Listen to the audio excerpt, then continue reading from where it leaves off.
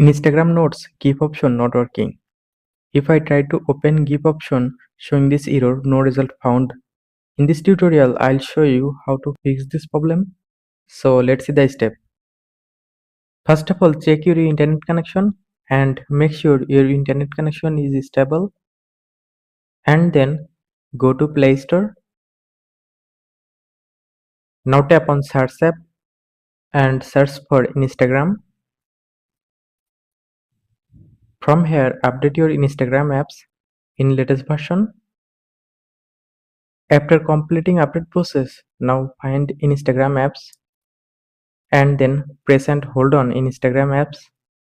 Now open Instagram app info, just tap on I button or app info. Now go to storage option, tap on storage. Now tap on clear cache and then press on back button, tap on force stop, tap on OK to confirm. Now go back to home screen and then restart your phone. After this step, your problem will be solved successfully. Thanks for watching. Don't forget to like and subscribe.